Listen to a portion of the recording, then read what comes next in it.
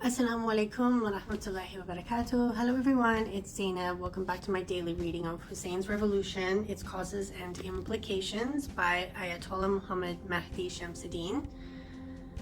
So we've been looking at why Imam Hussain, why was he the man who was chosen by Allah, basically, to begin this revolt against Umayyad dynasty.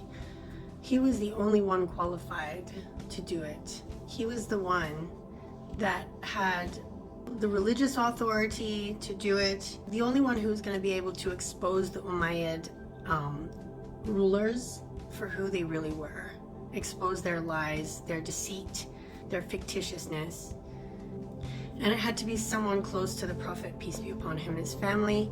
It had to be someone close to Allah subhanahu wa ta'ala.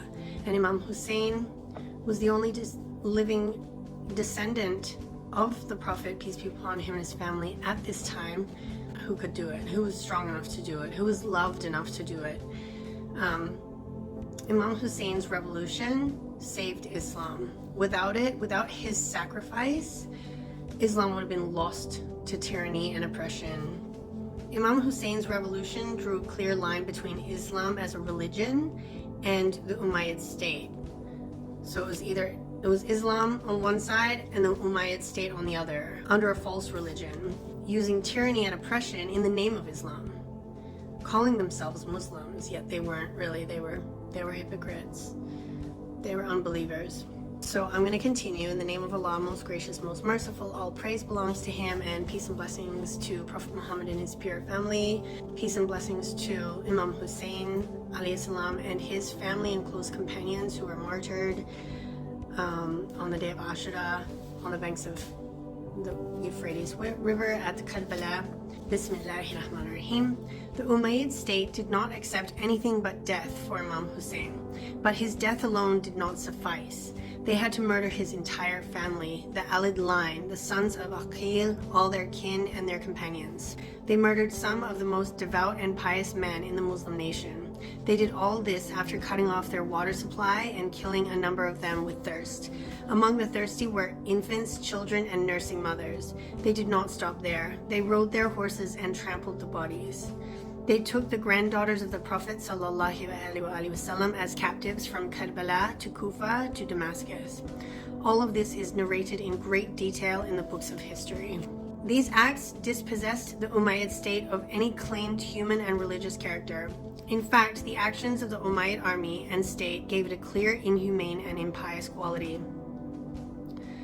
The way that the heads were carried on the tips of spears and paraded alongside the captive granddaughters of the Prophet, peace be upon him, as well as the tales told by the battle's veterans, were all living proof with extraordinary effects. They became the traumatizing force that undermined any religious credibility for the Umayyad state. Imam Hussain alayhi salam exacerbated the Umayyad precedent when he showed determination to avoid battle.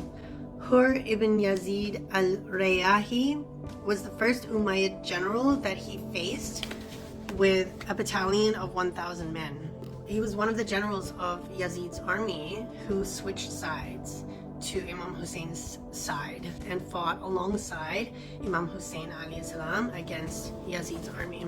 Imam Hussain asked Hur to allow him to return to Mecca.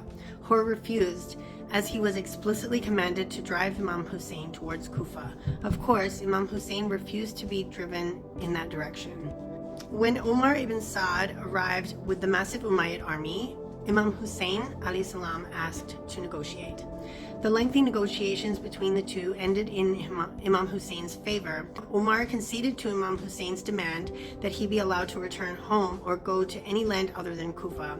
But when Umar wrote to his superior, Ubaydillah ibn Ziyad, the messenger returned with a quick and stern rejection.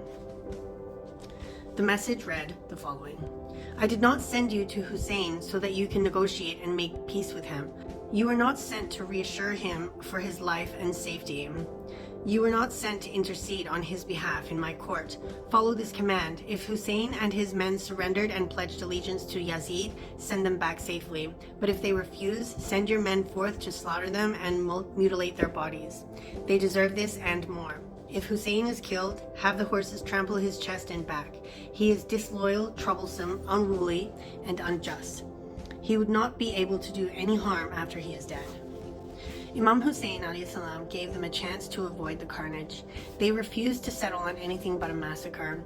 They were determined to shed his blood while he was determined to avoid battle. This served only to amplify the scandalous nature of the Umayyad clan. A misconception. Let us take this opportunity to negate a misconception of some historians. Some have recorded in their books that Imam Hussain said to Umar ibn Saad, "Take me to Yazid and I will shake his hand in allegiance."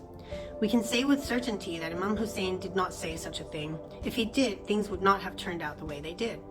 There are many indications that point to the fact that this was another fabrication of the Umayyad clan and their lackeys. They wanted to deceive the people into thinking that Imam Hussain surrendered and bowed to the power of Yazid. They wished to smear his reputation and distort his heroic stance in Karbala. Umayyad propagandists spent great efforts in their attempts to hide the truth of the revolution of Imam Hussain. They attempted to obscure its details. They spread falsities and fabrications about the tragedy and its motives. They did all this because the news of Imam Hussein's stance in Karbala was already undermining their power and authority, but they did not succeed in any of their attempts.